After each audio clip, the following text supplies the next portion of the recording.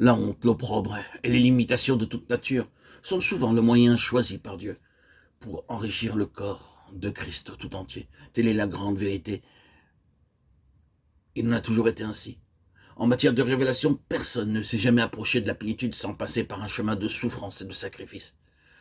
L'instrument de Dieu a toujours eu à supporter les soupçons et l'opprobre de son entourage, dans une mesure proportionnelle au prix que le Seigneur attachait à son témoignage. Ce qui revient à dire qu'au point de vue humaine, ils étaient limités d'autant dans l'influence immédiate qu'ils pouvaient exercer.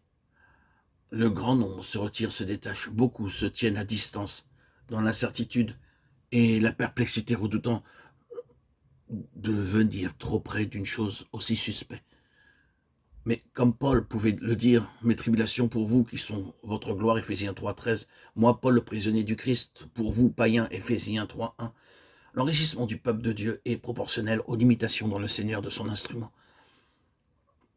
Plus la révélation est complète, plus rares aussi sont ceux qui la saisissent, et plus nombreux ceux qui se tiennent à l'écart. La révélation ne se fait un chemin que par les souffrances et les limitations. Pour en bénéficier expérimentalement, il faut accepter de prendre sa part, d'une façon ou d'une autre, du prix à payer. Mais c'est là le terrain que Dieu choisit quand il veut faire des semis spirituels. Avez-vous déjà vu une culture de semis? C'est quelque chose d'assez exigu en étendue, mais la vie y est intense. Tout y est limité à des dimensions extrêmement réduites. Rien qui frappe les yeux, pas de démonstration à grand spectacle. La semence a son premier stade de développement. Voilà la grande préoccupation. On ne peut pas toujours se rendre compte là du sens réel et de la vraie valeur des choses. Mais on peut faire le tour du monde et contempler partout des jardins innombrables qui ne sont autres que la maturité superbe de cette culture restreinte mais intensive de semis sans apparence. Oh, si jamais il y eut un enclos fécond en semis de cette nature, eh bien, ce fut la prison de Paul à Rome. En ce qui concerne le témoignage de Jésus, tout ceci peut trouver une application pratique dans nos vies individuelles. Nous serions souvent portés à nous regimber contre les restrictions et les limitations. Ce qu'il nous faut, prétendrons-nous volontiers avec une pointe d'impatience, c'est quelque chose de plus large, de moins étouffant. Mais si la volonté de Dieu est que nous soyons à la place où nous sommes, acceptons-le avec foi. Et peut-être constaterons-nous un jour que cette situation portait en germe quelque chose d'infiniment plus vaste que tout ce que notre pauvre jugement humain pouvait prévoir.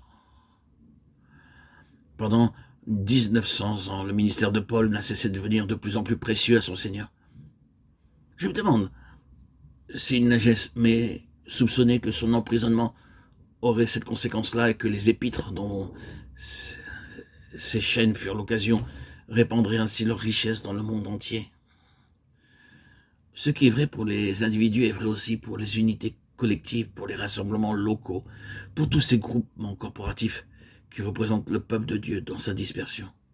Ils sont un dans leur communion fraternelle, pour peu qu'ils aient à cœur le témoignage intégral à rendre à notre Seigneur. Frères et sœurs en Christ, chers amis, bien-aimés, que Dieu nous aide. Qu'il lui plaise d'ôter à notre prison et à nos chaînes ce qu'elles ont de rébarbatif pour notre cœur naturel. Qu'il nous fasse réaliser que, loin d'être une imitation imputable aux hommes et aux circonstances, ce sont les chaînes du Seigneur, et que par conséquent, bien que la porte reste fermée, parce que la porte reste fermée, des perspectives illimitées nous sont ouvertes.